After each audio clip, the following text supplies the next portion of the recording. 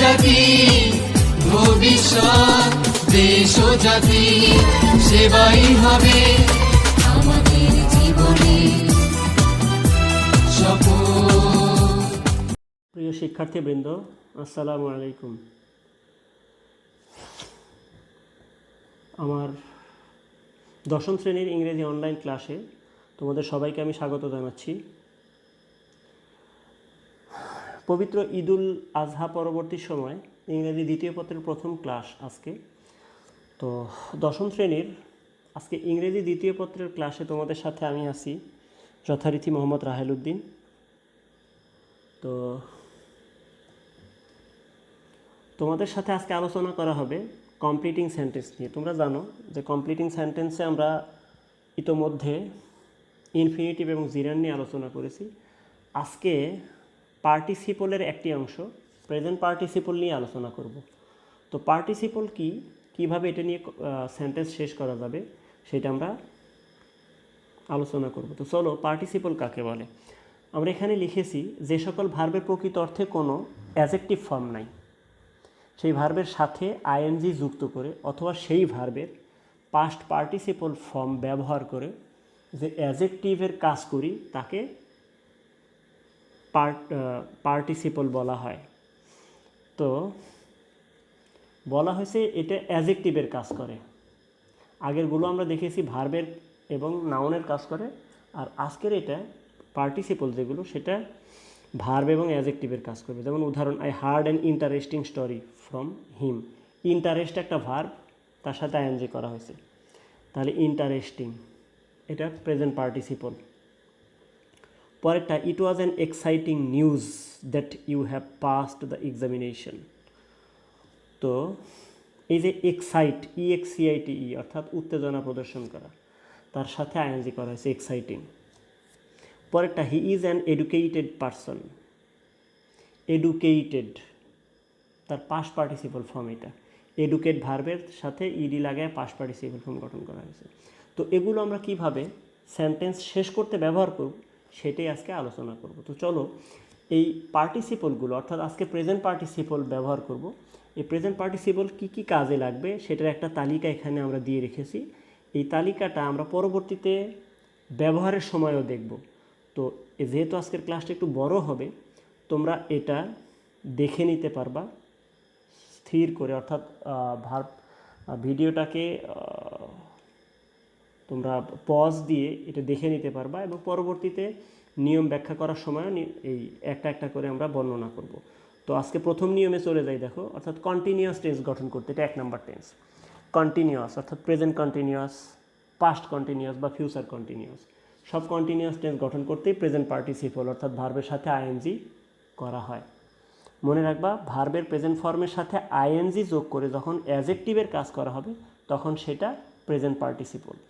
বাংলায় যেটা ইয়া প্রত্যয় যোগে ব্যবহার করা হয়, যেমন খাইয়া, যাইয়া, খাইতে, যাইতে, এরকম আর কি।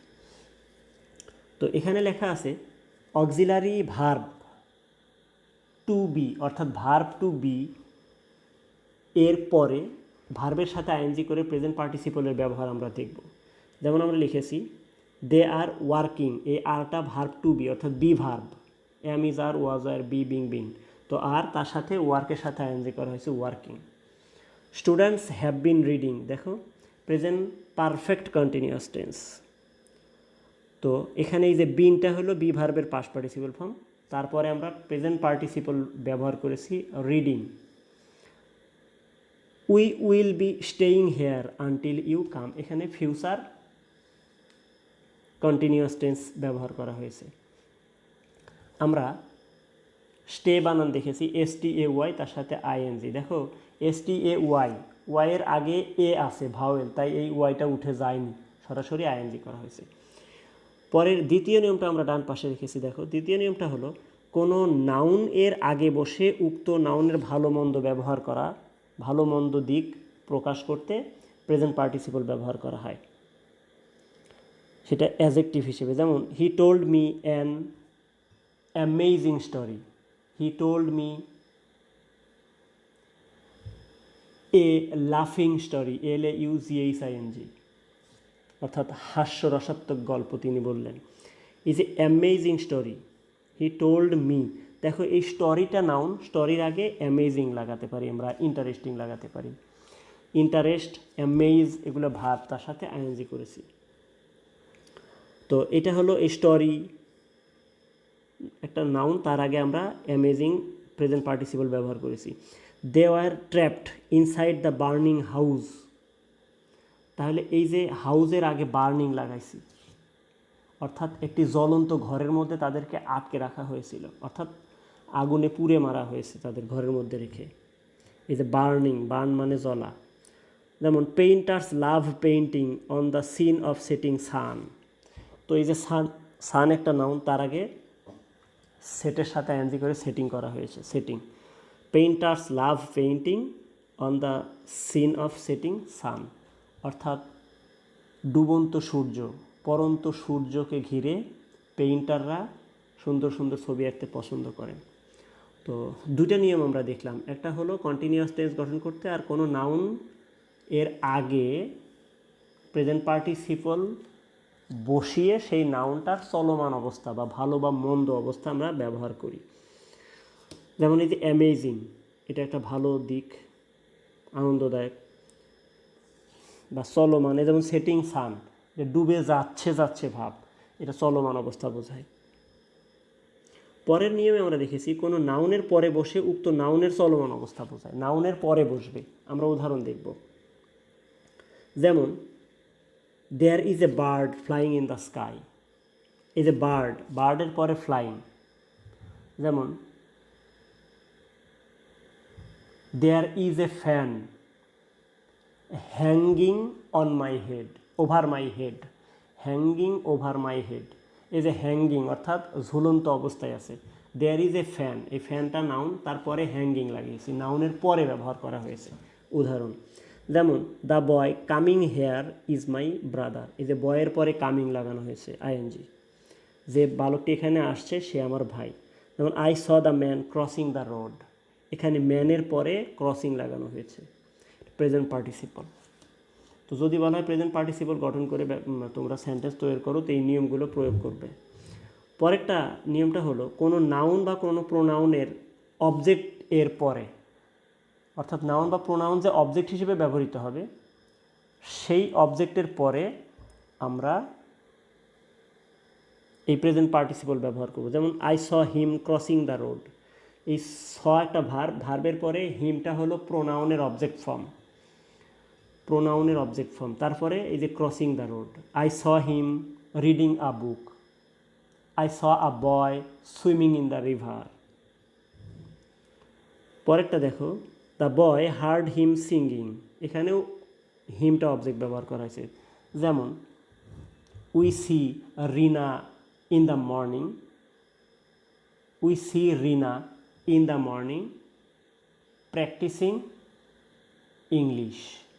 আমরা রিনাকে সকালে দেখি ইংরেজি চর্চা করতে। We see Rina practising English in the morning, এই রিনার পরে প্র্যাকটিসিং দিয়েছি। দেখো রিনাটা নাউন অবজেক্ট, অর্থাৎ সি ভার্বের পরে রিনাকে নাউন করা হয়েছে। ইন দ্য মর্নিং আগে পরে, এটা অ্যাডভার্বিয়াল, আগে পরে যে কোনো জায়গায় রাখা যাবে, কোনো সমস্যা হবে না। তো আমরা সবই নাউন বা প্রোনাউন দুটোই ব্যবহার করতে পারি। পরবর্তী স্লাইডে আমরা নিয়মগুলো দেখব। একই সাবজেক্ট দ্বারা দুটি কাজ সম্পন্ন করা বোঝাতে, অর্থাৎ সাবজেক্ট, সেন্টেন্সের সাবজেক্ট একজন কিন্তু কাজ করবে দুটো। তো যখন দুটো কাজ করবে তখন সাবজেক্ট যেহেতু একটি, তাহলে একটা হবে টেন্স অনুযায়ী, আর একটা হবে এই যে প্রেজেন্ট পার্টিসিপল, অর্থাৎ একটা হবে ফাইনাইট ভার্ব আর আরেকটা হবে প্রেজেন্ট পার্টিসিপল অর্থাৎ নন ফাইনাইট ভার্ব। যেমন keeping the book in my one hand I was going to school. এখন দেখো এই যে কিপিং, কিপটা ভার্ব, তার সাথে আইএনজি করা হয়েছে, অর্থাৎ আমার হাতে একটি বই রেখে আমি স্কুলে যাচ্ছিলাম। তাহলে আমি স্কুলে যাচ্ছিলাম, এটা হলো ফাইনাইট ভার্ব, আর কিপিংটা নন ফাইনাইট ভার্ব। এটা আমরা আগে পরে লিখতে পারি। যেমন I was going to school keeping a pen, a bag, a box in my hand লিখতে পারি। যেমন I went outside bearing an umbrella, bearing BEARING। যেমন আমি বাইরে গেলাম একটি ছাতা সঙ্গে নিয়ে, এই বিয়ার হলো বহন করা, সঙ্গে নিয়ে যাওয়া, তার সাথে আইএনজি করেছে, বিয়ারিং। এরকম হলো উদাহরণ। পরেরটা রেখেছি দেখো, হোল্ডিং দ্য রোপ। এই হোল্ড হলো ধরে রাখা, কিপ হোল্ড একই জিনিস। Holding the rope I was trying to climb the tree, অর্থাৎ দড়ি ধরে আমি গাছে ওঠার চেষ্টা করতেছিলাম, অর্থাৎ গাছে উঠতেছিলাম আবার দড়িটাও ধরেছিলাম, দুইটা কাজ একসাথে করা। কিন্তু মানুষ হলো আমি, সাবজেক্ট একজন। পরেরটা দেখো, কোনো কাজ করার পিছনে কি কারণ তা বোঝানো, অর্থাৎ কোনো কাজের উদ্দেশ্য বা কারণ কি সেটা বোঝাবো আমরা প্রেজেন্ট পার্টিসিপল দিয়ে। যেমন feeling hungry, I went into the kitchen, এটুকু দিলেই আমরা শেষ করতে পারি। অতিরিক্ত অংশ আমরা লিখেছি to find something for eating. যেমন ফিলিং হাংরি, ক্ষুধার্ত হইয়া আমি রান্নাঘরে গেলাম কিছু খাওয়ার উদ্দেশ্যে। যেমন এই ফিলিং হাংরি, আমি রান্নাঘরে গেলাম কেন, কারণ হলো আমি ক্ষুধার্ত ছিলাম। এই যে ফিলিংটা হলো উদ্দেশ্য বোঝাইছে, খাওয়ার উদ্দেশ্য। যেমন বিইং পুর, he didn't spend much on clothes and shoes. Being পুর অর্থাৎ গরিব হওয়ার কারণে, গরিব হইয়া সে কাপড় চোপড় বা জুতার পেছনে অত টাকা খরচ করতে পারে না। এই বিইং পুর এটা তার উদ্দেশ্য, কারণ। পরেরটা, knowing that his friends are coming he clear the flat, অর্থাৎ তিনি তার ফ্ল্যাটটা পরিষ্কার করলেন এটা জেনে যে তার বন্ধুরা আসতেছে, অর্থাৎ বন্ধুরা আসবে এটা জেনে তিনি তার ফ্ল্যাটটা পরিষ্কার করলেন। এই যে knowing the fact, knowing that অর্থাৎ নোয়িং দ্য ফ্যাক্ট দ্যাট, এটার কারণ জেনে যে তার বন্ধুরা আসবে তাই ফ্ল্যাট পরিষ্কার করলেন। পরেরটা আছে he whispered thinking his brother was still asleep. Asleep মানে হলো ঘুমে আছে। তিনি ফিসফিস করে কথা বললেন এই কারণে যে তার ভাইটা এখনও ঘুমন্ত, ঘুমে আছে। হুইসপার শব্দ অর্থ ফিসফিস করে বলা। তাহলে কারণ বা উদ্দেশ্য বোঝাতেও প্রেজেন্ট পার্টিসিপল আমরা ব্যবহার করতে পারি। পরের উদাহরণ আমরা দেব, সেটা হলো, উদাহরণ বলতে পরের যে নিয়মটা সেটা হলো, যেমন হাসতে হাসতে, কাঁদতে কাঁদতে, নাচতে নাচতে, খেলতে খেলতে আমরা যে ব্যবহারগুলো করি এটাকে দ্বিরুক্ত শব্দ বাংলায় বলে। এই দ্বিরুক্ত শব্দের জন্যও প্রেজেন্ট পার্টিসিপল ব্যবহার করা হয়। যেমন দ্য বয় ওয়েন্ট অ্যাওয়ে লাফিং। তো এটা হলো নিয়ম, হলো যখন এই দ্বিরুক্ত শব্দ ব্যবহার করা হবে তখন ফাইনাইট ভার্বের পরে এই প্রেজেন্ট পার্টিসিপল ব্যবহার করা। যেমন সে আমার কাছে নাচতে নাচতে আসলো, যেমন he came to me dancing, সে কাঁদতে কাঁদতে চলে গেল। He went away weeping, crying ইত্যাদি। যেমন সে কাজ করতে করতে মারা গেল, হি ডায়েড ওয়ার্কিং। এরকম, the baby came to its mother crying, CRYING। দেখো শিশুটি তার মার কাছে এসেছিল কাঁদতে কাঁদতে। দেখো ইটস, ITS, এখানে কিন্তু অ্যাপোস্ট্রফি ব্যবহার করা হয়নি, এটা পজিটিভ কেস। পজিটিভ কেস গঠন করতে ইটের সাথে অ্যাপোস্ট্রফিস ব্যবহৃত হয় না। নাউনের সাথে পজিটিভ কেস গঠন করতে অ্যাপোস্ট্রফিস ব্যবহার করা হয়। ইট যেহেতু প্রোনাউন তাই এর সাথে পজিটিভ কেস গঠন করতে অ্যাপোস্ট্রফি ব্যবহার করা হবে না, শুধু এস। ইটের সাথে অ্যাপোস্ট্রফি এস দিলে বোঝাতে হবে ইট ইজ, বা ইট ওয়াজও হতে পারে, ইট হ্যাজও হতে পারে। সচরাচর আমরা ইট ইজ ব্যবহার করতে IT অ্যাপোস্ট্রফি এস ব্যবহার করি, এটা মনে রাখবা। পরেরটা দেখো, the students enter the room singing a song. যেমন বালকগণ, ছাত্রছাত্রীগণ গান গাইতে গাইতে ক্লাসে প্রবেশ করলো। এই যে সিঙ্গিং আ সং, দেখো ইন্টার দ্য রুম, ইন্টার হলো মেইন ভার্ব, তারপরে আমরা যেটা বোঝাই গান গাইতে গাইতে, নাচতে নাচতে, খেলতে খেলতে, চা খাইতে খাইতে। যেমন we gossiped, GOSSIPPED, we gossiped taking tea, আমরা চা খেতে খেতে গল্প করেছিলাম। এভাবেও সেন্টেন্স হতে পারে। এগুলো হলো প্রেজেন্ট পার্টিসিপলের ব্যবহার। তো পরবর্তী তোমাদের যে ক্লাস সেকেন্ড পেপার যেদিন হবে সেদিন আমরা পাস্ট পার্টিসিপলের ব্যবহার নিয়ে দেখাবো। সম্ভব হলে পারফেক্ট পার্টিসিপলের যে ব্যবহার সেটা দেখব। তো তোমরা ক্লাসগুলো ভালো করে দেখবে, ক্লাসগুলো অনলাইনে তোমাকে দেখতে হবে। তোমরা জানো নোটিশ হয়েছে যে তোমার ক্লাসগুলো ভিউ হচ্ছে না, তোমরা দেখছো না, অভিভাবকরা তোমাদের পেছনে অযথা টাকা খরচ করছে, এমবির পেছনে তোমরা গেম খেলছো বা অন্যান্য ভিডিও দেখছো। তো এটা না করে তোমরা ক্লাস দেখবে, তোমরাই উপকৃত হবে। শেখার কোনো বিকল্প নেই, শিখতেই হবে তোমাকে। তো এর জন্য এই ক্লাস দেখার জন্য একটি নাম্বার বরাদ্দ করা হয়েছে।